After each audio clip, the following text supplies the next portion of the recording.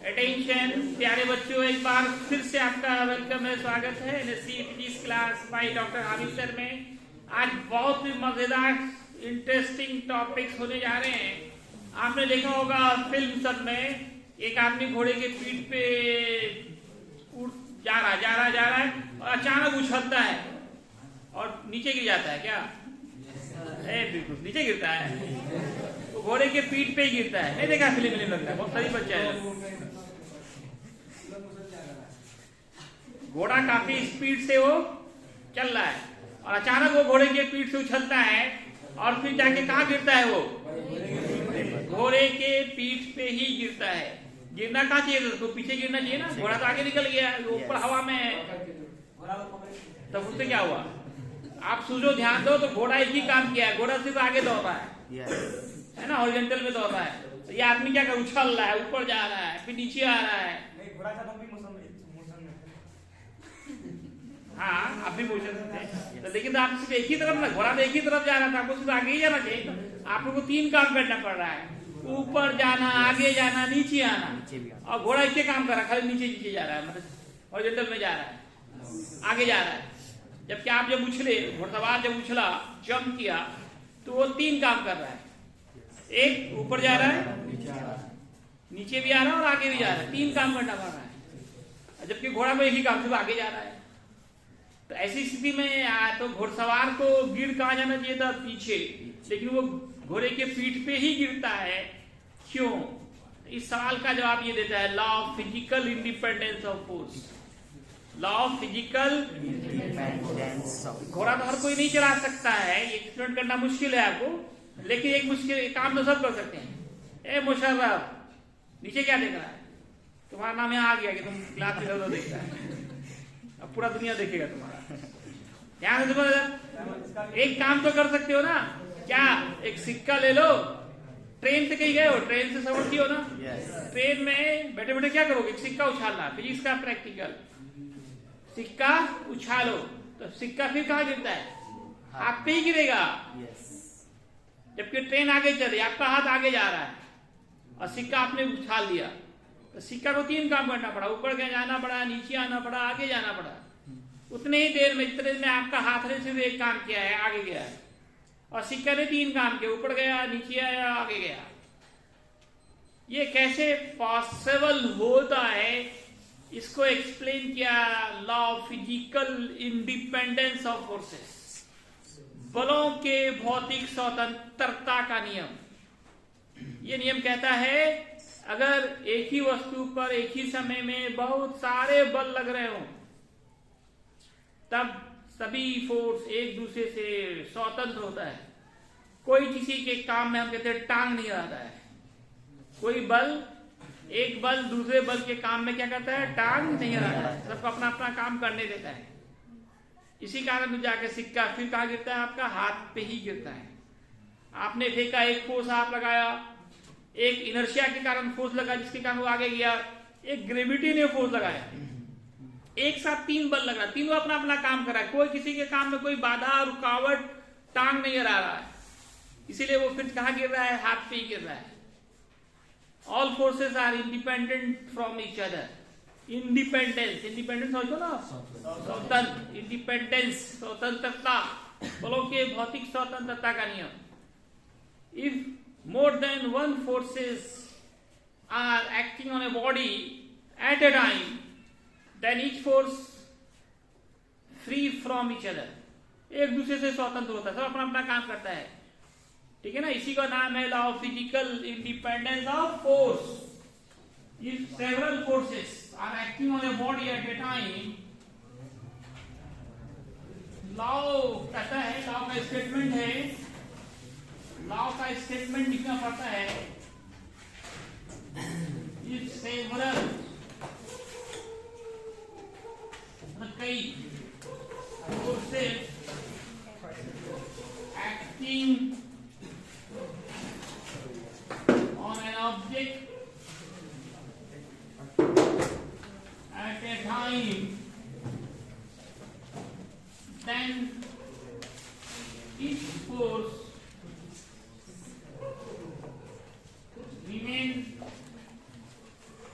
independent from each other, सब force एक दूसरे से स्वतंत्र होता है, इसी लॉ को कहते हैं law of physical independence of force. Example मैं सिक्का वाला लेता हूं। When we throw a coin in moving train, बस जो भी लिखिए, ट्रेन में ज्यादा अच्छा होता है, जल्दी नहीं होता काम। ये moving train in vertically upward direction, vertically upward direction, then coin again fall on hand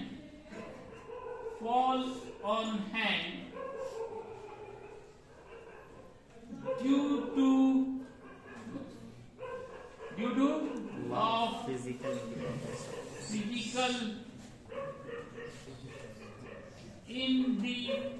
independent of force. When we throw a coin in vertically upward direction, then three forces, तब तीन बल लगते हैं। Three forces are acting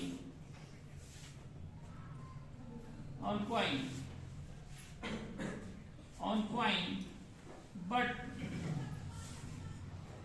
each force remain free from each other, एक दूसरे से free रहता है, free from each other, जिससे as a result of which coin again fall on hand.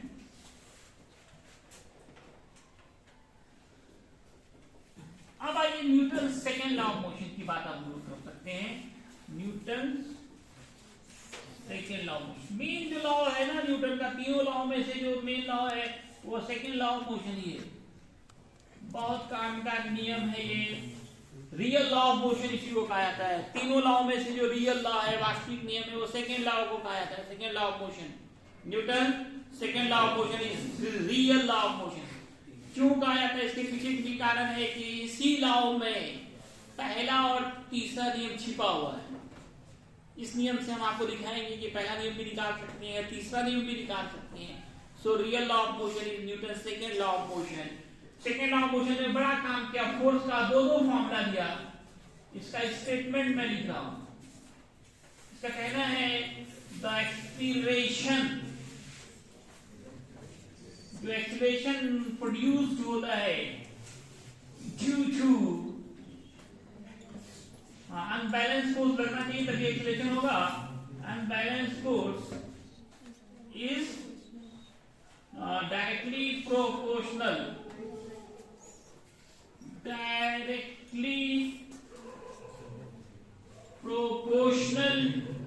to the applied force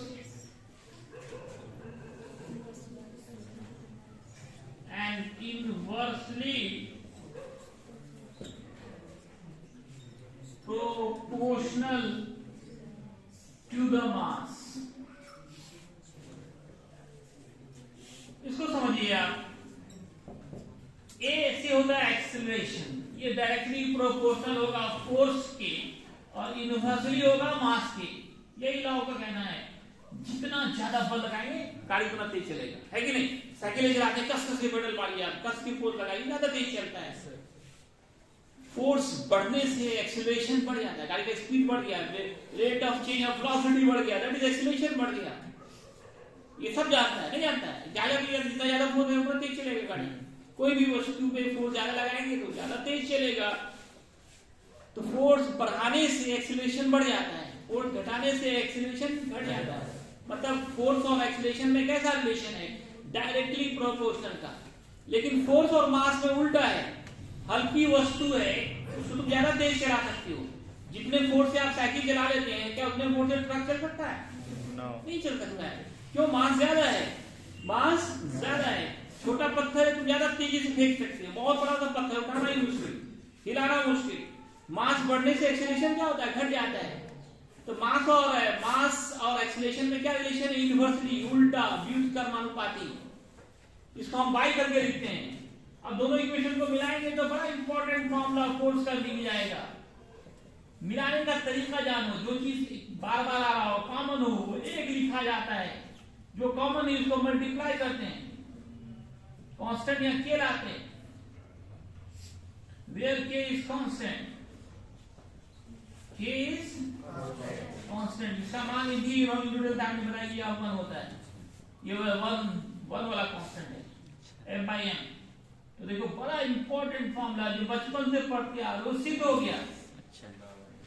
F बराबर ma। बड़ा काम किया Newton second law of motion ने। फोर्स का फॉर्मूला दिया। फोर्स, फिजिक्स मतलब फोर्स हम बोलते हैं, सबसे ज्यादा फिजिक्स में यूज होता है फोर्स का। फोर्स का फॉर्मूला निकल गया, F बराबर ma। इन्होंने एक और फॉर्मूला दिया फोर्स के। इसी लॉ को हम लोग दूसरे तरीके से भी बोलते हैं। इसका दूसरा स्टेटमेंट है the rate of change of momentum is directly proportional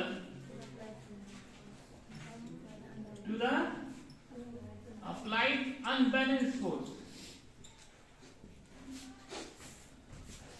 Unbalanced force. Law ने क्या कहा? The rate of change of momentum. मैं कल भी मोमेंटम पढ़ाया था, पी से नोट करते हैं, एम डी फॉर्मूला होता है, P बराबर एम डी। ये कहता है rate of change in momentum. इसको ऐसे लिखेंगे dp बाई dt। अरे डिफरेंशिएशन क्या था? रेट ऑफ चेंज का सिंबल क्या था? d था। Rate of change of momentum, momentum को p से नोट करते हैं। The time rate of change of momentum है। यहाँ पे टाइम के साथ साथ मोमेंटम चेंज हो रहा है। ये किस पे डिपेंड करेगा? फोर्स पे। जितना ज्यादा फोर्स लगाएंगे उतना ज्यादा स्पीड होगा, उतना ज्यादा स्पीड बढ़ेगा, उतना मोमेंटम बढ़ेगा, उतना मोमेंटम बढ़ेगा। यही तो लॉ कायदा है। Rate of change in momentum dp by dt is directly proportional to the force। यहाँ पे फिर कांस्टेंट लाते हैं हम लोग, प्रोपोर्शनल हटा के बराबर लाते हैं, कांस्टेंट की आता है। k का मान यहाँ भी 1 होता है। तो dp by dt इक्वल है। एक और फॉर्मूला फोर्स का मिल गया है, बराबर dp by dt। इसको प्रूव करके लाना। होमवर्क दे रहा हूं, प्रूव दैट F बराबर dp by dt। जो ऑनलाइन है वो करके YouTube के कमेंट बॉक्स में डाल दीजिएगा। Yes sir. पता क्या था? F बराबर dp by dt है प्रूव। नहीं, ऐसे प्रूव नहीं करना, दूसरे मेथड से प्रूव करके लाना है। क्या प्रूव करके लाना है? F बराबर dp by dt। किसी को कोई क्वेश्चन हो मन में, कोई डाउट हो, नहीं समझ में आ रहा हो, you can ask anyone, any question, any doubt. No sir, thank you. आ रहा पूरा दे लीजिए।